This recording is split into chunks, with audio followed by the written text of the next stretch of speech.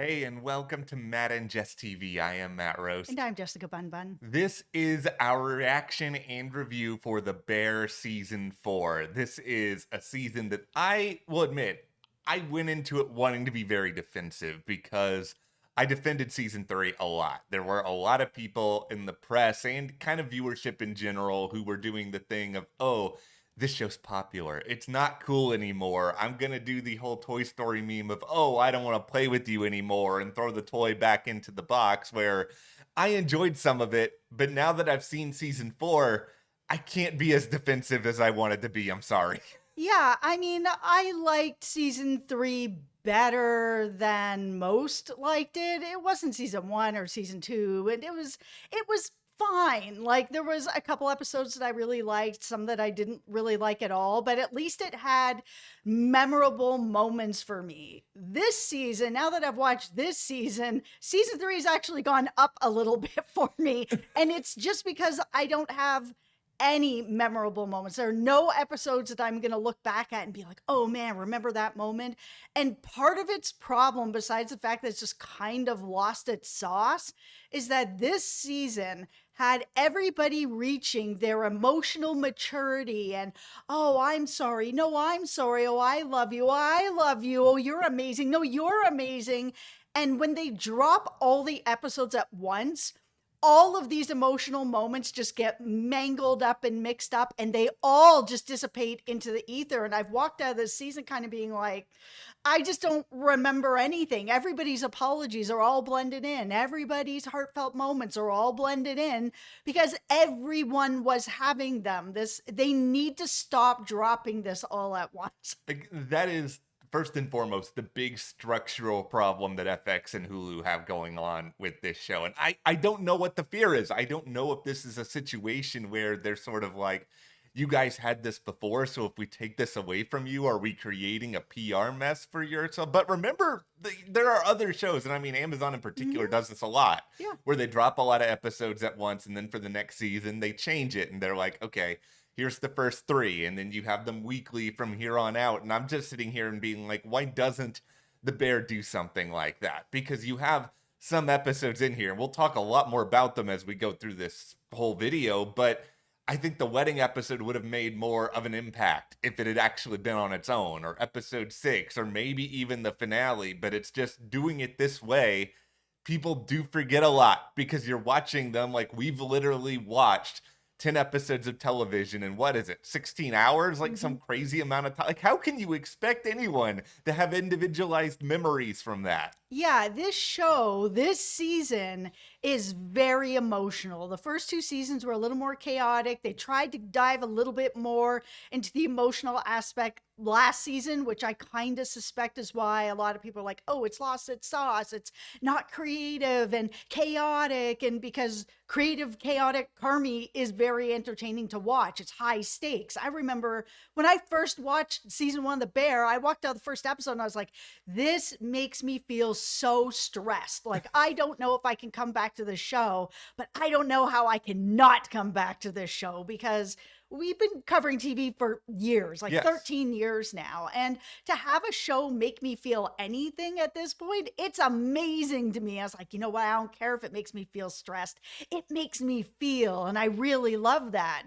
This season was just so packed up with emotional moments. You can't binge something like this. And yes, I know we chose to binge it. We could have watched it in a slower pace, but that's not the point of dropping it all at once, right? Yeah. It's the binge model. So that's how we went into it. That's how we watched it. And we've walked out kind of feeling like, eh.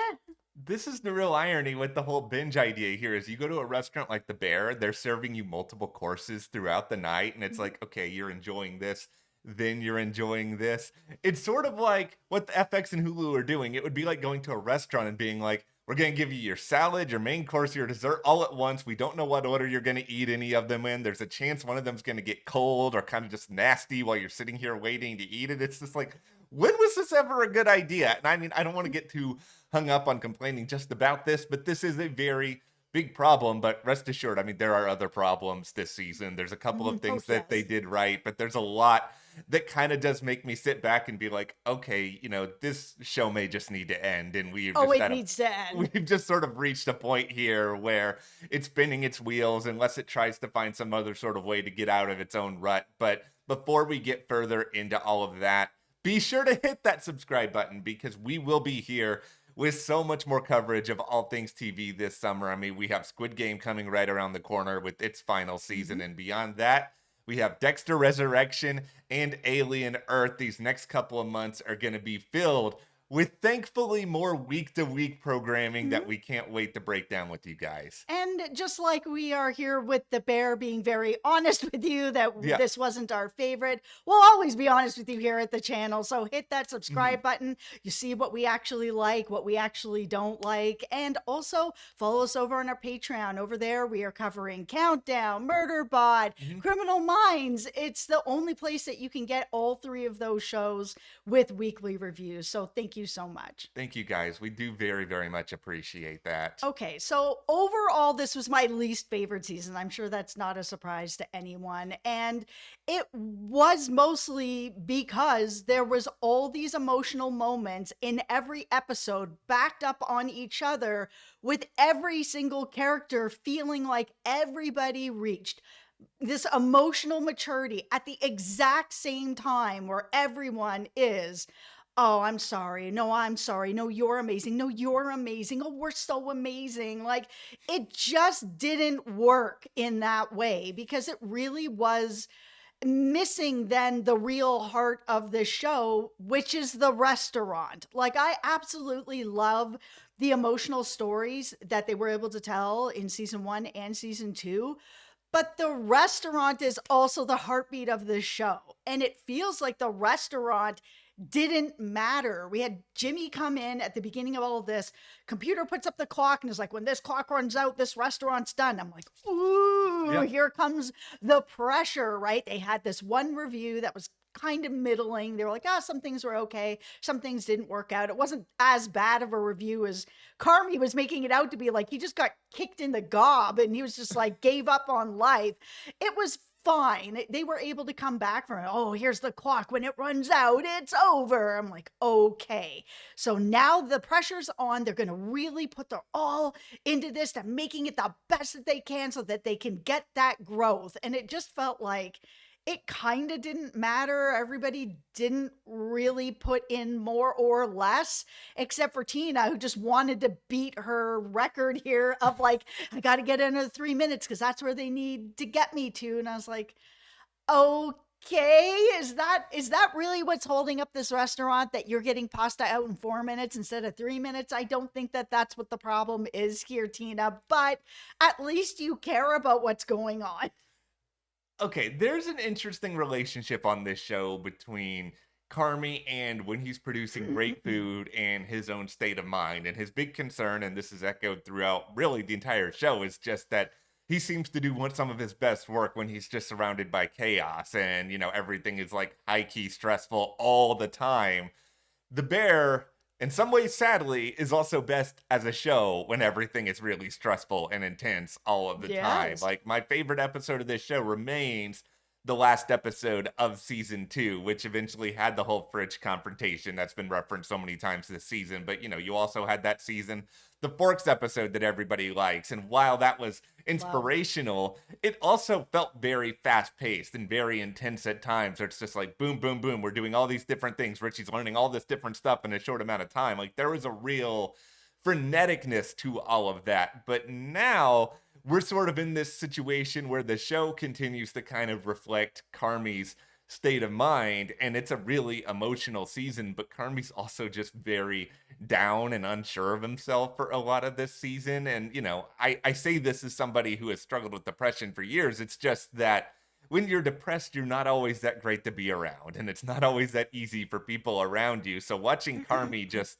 be sad for a full season and struggle to figure things out, it might be relatable in some way, but it's also not super compelling television when you're drawing it out for this period of time. Yeah, watching Carmi lose his passion for food is making me lose my passion for this show. I have been such a fan of the bear, and a lot of it is Carmi and his passion and his chaos, and that he wants to be the best. And he's Mhm. trying to make people happy, and he's trying to do that through food and creativity and trying new things. And him and Sydney in those first two seasons, oh, try this, let's try this. Some of my favorite moments were them like in the apartment trying to create new dishes and new tastes. And oh, this doesn't work. Oh, this works. It's Yeah. like, man, this is really fun and interesting and creative to watch these two making food magic, right? Like, I appreciate all the emotional stuff that comes in as well, but not when it's wall to wall like this. The restaurant matters too, and the food creativity matters too. And while we did see some of that, of course, with Sydney and Chef Marcus, congratulations Yes. there, new top chef. It's watching Carmi watch his staff grow is great, and that's inspiring. And having to sit back and be like, okay, the babies have all left the nest, they're all doing amazing, and I'm really proud of them, and I'm really happy for that. But instead of then stepping in and kind of being like, now we're all on the same plane together. We're a well-oiled machine. Things are going really well. Now I have time for other life. He was barely at this restaurant the whole season. He's wandering around, looking through museums, showing up here, apologizing on his tour, whatever. He was barely there anyways. And I get that he's kind of like, oh, this restaurant doesn't need me. They are just running without me. That's fine. But you can still have some creativity and fun then in the restaurant. Sydney does make Carmi a better person and vice versa. They calm each other in a really great way that makes them work together well. Where Carmi can, and I think in the second half should have gotten to the point where the apology tour is over. He's beaten himself up enough. He's felt bad about this review enough where he can start to move into the second part of it where the restaurant is moving well. It doesn't eat up his whole life, and he can start to find balance, because by the time we got to the end of this episode and he was just like, oh, I quit, I'm pulling the chute, I need to just focus on me. It's like, okay, that's great, and that would be wonderful or whatever, but you still need to work. Your restaurant is bleeding money. Yeah, I don't know if he gets it, and I don't know if he wants to get it. Like, this is clearly a guy who feels like he has to be challenged at every single point. He has to be stressed in order for anything to work. It's like this idea of, oh, I have to cook the same thing every day, or our restaurant needs to have somewhat of a set menu. He acts like this is some terrible blow when it's just like sometimes when you're going to a restaurant, you kind of just want to know something is there for you so that you can Mm-hmm. sit down, enjoy it. It's like I'm like this. Like I like a little bit of variety, but sometimes I'm also just like, can I have some strawberry pancakes for breakfast? Like I love strawberries, I love pancake. Can I just have that? And I don't necessarily want to go to a restaurant where it's like, oh, we don't have this anymore. Now we have this other thing where you don't know if you're gonna like it or not. And Carmi for him, for whatever reason, that just doesn't compute. And it's something where he's just creating these constant roadblocks for himself, or he's just making things worse. And well, just like he doesn't seem to realize that it's okay to have some consistency amidst all the creativity, it's just like the show is also struggling with this idea of, okay, we just need to be consistent now. We can't do other creative, interesting things anymore. Where in reality, like one of the best moments of this whole season to me is where we have the original beef at dinner time and then we have the fake snow outside. And it's like that is sort of the joy of the restaurant. It's like that's the sort of thing that makes the show, inspiring and interesting. But we have a tiny glimpse of that and then it just goes away. Did anybody else think that that guy at the other table was actually the Michelin star guy? Like, I thought that was going to somehow come back into play and maybe save the restaurant in a way that also saves Carmi, where he gets the star, he feels fulfilled. Like, this ending just felt hopeless. Like, the idea that Carmi has lost his passion, he's quitting the restaurant, he's quitting everything, he's going to end up just leaving to kind of just find himself but directionless. I'm like, what are you going to do? You're just going to stay in bed all day with Claire? Like, this is it. This is life. You have no passion anymore. You don't have anything anymore, it's really depressing. And in that way, I'm like, okay, maybe we need a season 5 to fix this. Because if this is the end, this is not inspirational. I don't feel hopeful for him. I feel like he's just given up on himself, on his life, on everyone that matters, right at a time where everything is getting really stable. At like it just feels like the same thing.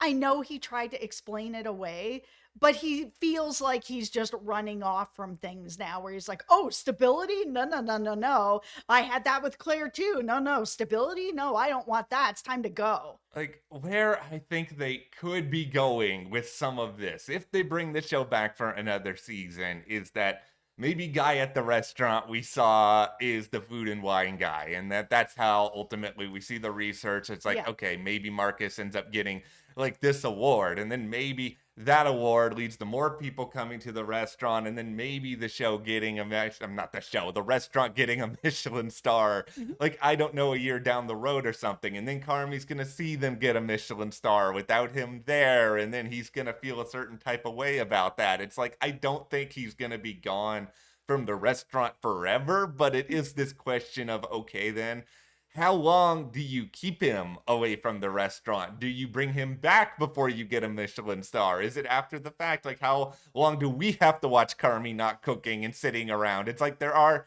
a lot of questions that need to be answered. It's just like, I'm not sure how excited I am to see them answered.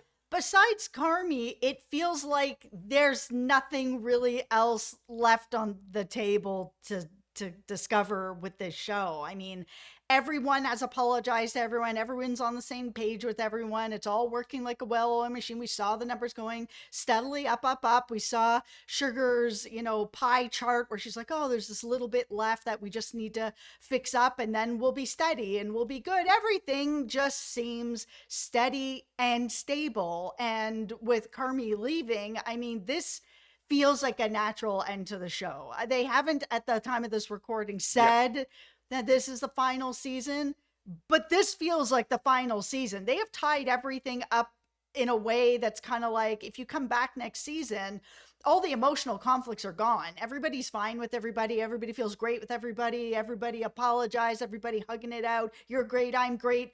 What is left except that we're really going to see, Carmi's like, oh, I won't leave until you guys are fully back on your feet. So I'm just going to watch what? A bunch of dinner services for 10 episodes and then he's going to peace out? Well, this is what makes it complicated because I'm sort of sitting here and being like, okay, are there any pseudo cliffhangers here at all? And I know it's easy to say, okay, the clock ran out. What does that mean for the restaurant? Okay, here's what that means for the restaurant. And not to spoil what season 5 could be, but I'm like 99% confident that this is going to be it. So we see the storyline play out all season long with Ebra, and he's got this Right. guy, Albert, Rob Reiner, showing up, and, he's helping him. I have this major suspicion that it's just taking advantage of Ebra, and this is all going to end very badly. And, maybe that is ultimately where we're going. But then, Computer gets involved in everything at the end of the season, and it feels like we're going to kind of sort of move in this direction where, okay, they are going to find a way to, lease out more sandwich shops, make Mm-hmm. this like a mini franchise, and then that can be the money that helps sort of fund the restaurant itself. Like, all of this kind of reminds me a little bit. And it's weird because in that big Sydney episode that Ao and Lionel co-wrote, there was a scene of Sydney at the restaurant, and in the background you could see some of that Rayo's pasta sauce that Mm-hmm. you get that's like $8 at the store. Yeah. I've always felt like that company put out that sauce because they have a restaurant that always constantly had like a year or two waiting list. I mean, it was years ago when I saw this, and it was like, okay, maybe they were like, we can keep doing this restaurant, but we're only going to make so much money. Let's just Mm-hmm. put out all our sauce. That this could be the bear metaphorically putting out their sauce. The restaurant ends up getting saved. Everything ends up being sustainable. It's like, okay, that's where you're going, but that feels like a resolution in 5 minutes. And then it's like, okay, all that, unless Carmi like pitches a fit about it and he's like, well, I'm coming back to the restaurant now because I don't want this. Like, what's the story there? He just doesn't seem to care anymore. Like, and that's it. I mean, I was pretty worried at the beginning of the season when Sugar was like, you've lost your passion. I can see it, and it's okay. Like, if you're done and it's time to walk away from this love, then walk away. I was like, oh God, is this going to be the whole season that he's just going to be walking away? He's lost his passion because one mediocre review. Like, I know he's gone through a lot to kind of get here, but that's it, right? He's gone through a lot to get here. Yeah, there's been lots of chaos. Yeah, he's had to deal with Chef David being terrible to him and all of those sort of realizations. And yes, he messed up his relationship with Claire.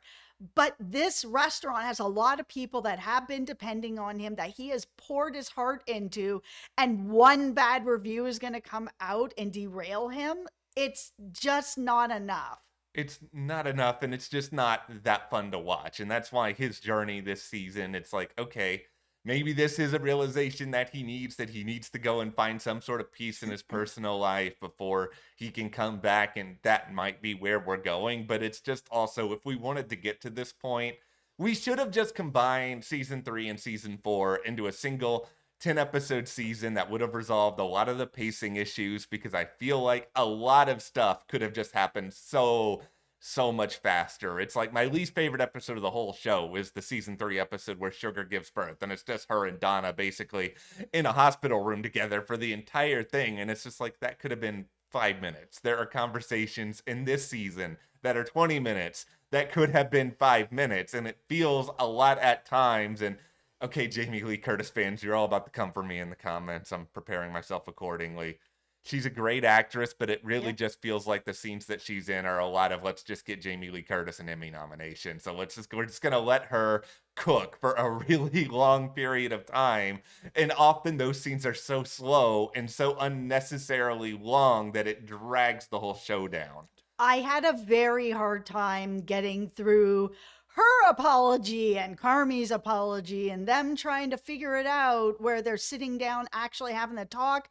I thought I was going to feel a lot more than I did in it, because it's been wall to wall apologies and emotional moments. By the time I got to this moment, it didn't hit the way that I thought that it was going to. I honestly thought that it was really gonna hit, Yeah. and it didn't. And a lot of these moments didn't hit for something that exactly you said. There's these conversations that are going on, like the one with Carmi and Lee, where we saw Bob Odenkirk back. I'm like, oh, right, okay, he's back wherever. That conversation went on for like 10 minutes, and it should have been like 2 minutes. There's so much pausing and waiting and looking around, licking his lips. It feels a lot like The Handmaid's Tale.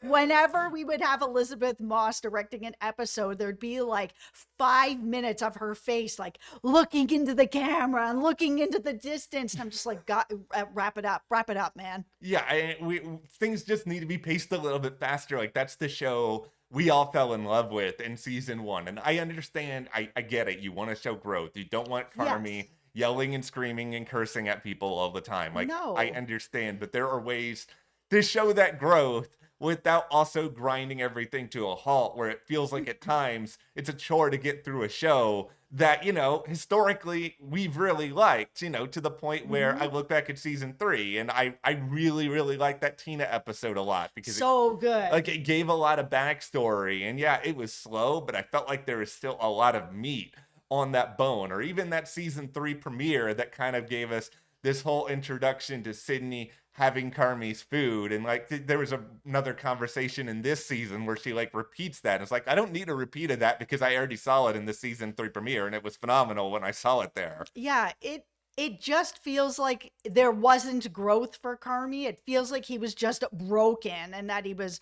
broken to the point that he was just dishing out all these apologies that he needed to. Like, that apology to Claire was really good. I was really glad that she wasn't just thirsty Claire, who's just a doormat, who Yeah. was like, whatever you say. She didn't take it. She was just like, nope, like, thanks for the apology, but I'm going in and you're not coming with me. And I was like, oh, good. Okay. I'm glad that she actually sees Carmi for what he is, which is a broken man who did hurt her and didn't treat her very well, multiple times. I'm not saying that Carmi's a bad guy. He was a broken guy. Yeah. And when you're broken, you're not treating people at their best. She was such a doormat throughout all of their relationship. It was really nice to see her just give it back to him, be like, I was afraid all the time. I'm like tiptoeing around, trying to give you everything you want to make sure that, you don't break kind of thing, but I'm not getting anything from it. I was hoping that was actually going to be the end, that she was going to walk off into the sunset, not because I don't like her, but because she deserves better than this, and actually see her feeling like, yeah, she's feeling down, but she cares about herself more. It just like all was gone in a flash, up in fire at that wedding where all of a sudden it was like, hey, I'm like, what? Girl, like, have some self-respect. This man did not treat you well for a very long time. One apology doesn't make it. Like, let him work for this. Don't just get right back into like flirting and giving whatever he wants. I never have seen the chemistry all that much between the two of them. And it's just like, I defended Claire longer than most people did. And I thought she was important to season 2. Like, I'll put it that way. Like, I felt like it was interesting to see what Carmi in a relationship looked like. But at this point, yeah, I don't really feel like I need it because there's just no real reason for Carmi to be in a relationship right now when he clearly hasn't figured himself out. And it's Yes. kind of like that should be first. But okay, I'll say a couple of positive things about this season now that we're 25 minutes into this review. I did like the middle part of the season a good bit. I didn't really care for the start of it. It took too long to get going. I think once we got to the big Sydney episode, I enjoyed some of that mostly because I was deeply fascinated watching Sydney cook Hamburger Helper. I don't know why. I've cooked a lot of Hamburger Helper in my day, and I was just like, look at you adding all these accoutrements to this Hamburger Helper. That episode was quite good. I mean, she's my favorite character on the show anyway, so Yeah. I wasn't surprised, but watching her go through what she was going through, Shapiro, do I stay at the Bear? I think we all knew she was just going to stay at the Bear. I mean, like, how do you have this show without Sydney and she goes over here and then we're kind of like in two different spots? It just felt like she was always going to end up staying there, but it was good to watch her kind of going through the process of it. Yeah, and it's like that episode kicked off the season's best momentum where we sort of carry that over. And as we get into like episode 6, I thought episode 6 was good. And there were actually some legitimately funny, Richie moments in that episode where you can briefly remind yourself, oh, this is why The Bear Submits is a comedy. Look at Eben delivering some funny one-liners. And the reason that episode was good to me, big surprise, a lot of it was actually at the restaurant, the thing that we really like the most about the show. And for the most part, I like the wedding episode. Now, I'm going to say all of this with the caveat. I don't think any of these episodes are in my top 10 of the Bear episodes. And I kind of feel like in season 4, you should at least have one or two that's in the top 10 at this point. Like, I enjoyed the wedding episode. It was nice to see people back like John Mulaney, like Bob Odenkirk, who you mentioned, to kind of get sort of like a redux of Fishes. And I thought there were some really interesting moments in that. But I don't know if a lot of what I liked about it was that I was just sort of reliving Fishes without all of the stress. And it's just like, it was a nostalgia sandwich that I was just kind of happy to eat up. It was fine. Like, I found that too many moments were dragging. Like, really, these conversations were dragging and dragging, like the one with Bob Odenkirk. I was, of course, glad to see him back and have the nostalgia of people back. But I was just like, I found myself scrolling my phone during a lot of it, where it's just like, get to the meat. This is like one or two sentences that are going to give me what it is that the problem is, or what it is that you're feeling bad about, or you want to apologize for, or you want to move on from. Like, there's going to be a little bit in there. But throughout all the sighing and looking at the floor and hand wringing, it was just dragged out. When I saw like how long this episode was as well, I kept checking. I'm like, oh my God, I still have 48 minutes, 50 minutes. Like, it just was on. There were moments that definitely dragged in it. There were also moments that gave me a little bit of happiness, but it's also, they're spread through the moments that dragged. Like, I will say that on paper, I think I was about to say Allison Brie. I don't know why I get her and Brie Larson confused. They were both on Community. Okay, the Brie Larson cameo as Francie. On paper, I thought that was really fun. It was way better than John Cena last season. Now, I think where they kind of made a mistake was they kept mentioning Francie in the episodes leading up to it. So I assumed entering the wedding, I was like, okay, we're going to see a big name star. And I was so fixated on that that it was like the whole surprise of, oh, here's Brie Larson. Like it could have hit a lot harder than it did. Here's the problem that I ran into is they mentioned, her so much that I was just like, it's been a minute since I've seen the rest of the bear. Like, who is this person that she's so upset about? So I Googled it and up comes Brie Larson. I'm like, I haven't seen Brie Larson on this show yet. Oh, okay, cool, great. And I think because they did that, and we are kind of in that age where it's like, oh man, the bear hasn't been on in a minute. And Yeah. like, I just can't remember. Like, I need to get fixed back on like who is this character and why is Sugar having such a problem with this character. I need a refresher, and it just gets ruined that quickly. Yeah, thank you, internet. Now, okay, the most important moment of the whole season, I will say, to me, happens in this wedding episode where we get everybody under the table at this point, which I thought was pretty fun. And we have a ton of Cute. we have a ton of characters there, and ultimately they're all passing through all these various things that they're afraid of. And then Carmi basically says the opposite of chaos, almost that he's afraid to even say the word peace, or he doesn't know what peace really means. I think that is sort of him being able to openly admit it in a way is hugely important. It informs the end of this season, and it sort of drives this idea that he's really afraid of the idea of peace. He doesn't know what it is. And so I think he's trying to quit the restaurant because he wants to explore that idea of what him at peace really looks like. But because the man has no communication skills at all, he doesn't know how to explain that to anybody. So this finale gets into this really long, extended, at times tiresome sequence where it's just like him and Sydney arguing with each other, and he keeps like dancing around what he's trying to say, and she's just like, just say it. And ironically, she's not the greatest communicator either, but it was just frustrating because the answer was right there and he couldn't bring himself to it. Yeah, I mean, that definitely this finale was a bit long in that way because they did feel very circular. But there was one thing that she brought up when she confronted him and was like, oh, cool. Okay, so you've changed the ownership of who's going to get 50-50 of all this to just me and Sugar. So you are parachuting out of this and you're going to go off and what? Do nothing. You're just going to leave us here holding the bag. No, I'm going to make sure that the restaurant is stable, and then I'm going to go off and do nothing. And seemingly he's just going to go off and have a relationship with Claire, and he's not going to do anything else in life, and that will be his passion for the whole time.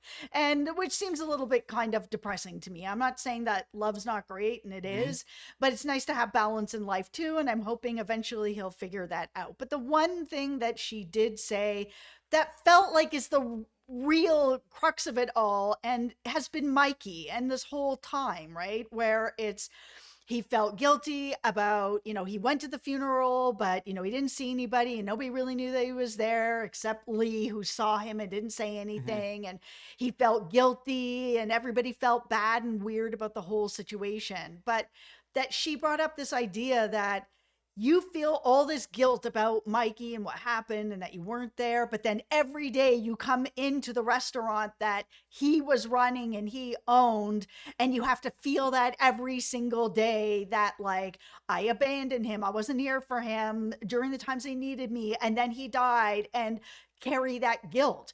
And I was like, that's a really good way of looking at it, but that's not anything that's been explored in the show. Yeah, and I don't think that's it. I mean, everybody does experience grief in different ways, but we're not getting a lot of Carmi talking about this through the lens of grief. It's more about through the lens of what makes me happy. Do I know what makes me happy? Can I find some sort of comfort amidst the chaos? And also honoring Mikey means different things to different people. Like, I think Richie has a passion for still being there and trying to uplift Mikey in that sort of way. Like, there's two Richie moments in this season I really liked. I like the idea that he gets to be a part of the agreement now, and Richie actually because Richie's trying really hard here. He's doing his best. Yep. Also, Richie, you have a woman who's clearly into you. We need to just have this conversation. I know. Oh, I love that moment where he asked permission to fix her tie.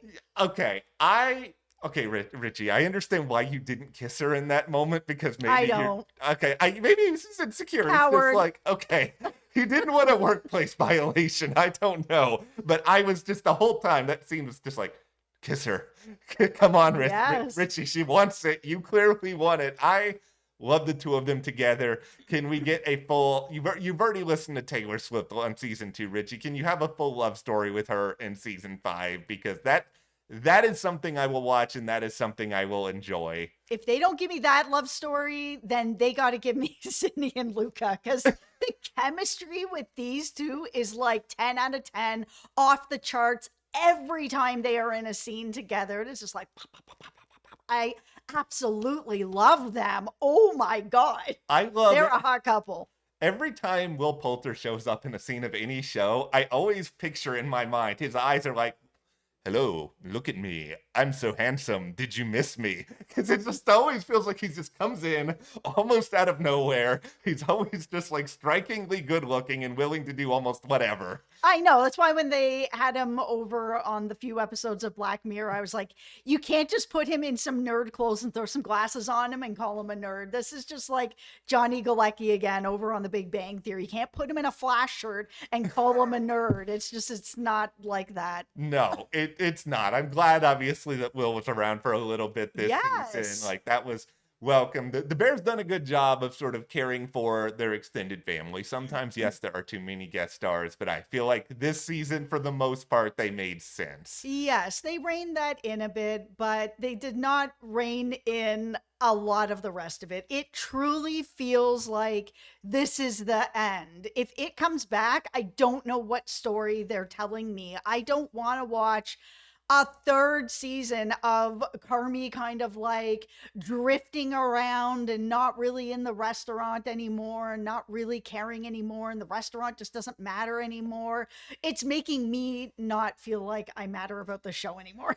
This show is in the midst of an existential crisis. It's too much dependent on Carmi's state of mind, and it feels like it has to reflect that at all times, where it's like, we love the first 2 seasons for the crazy energy and the fast pace, and we've just all come to a crawl. Maybe they will crawl their way out of it, but right now, this is the weakest season of the show, and it is the one that makes me by far the most apprehensive about the future.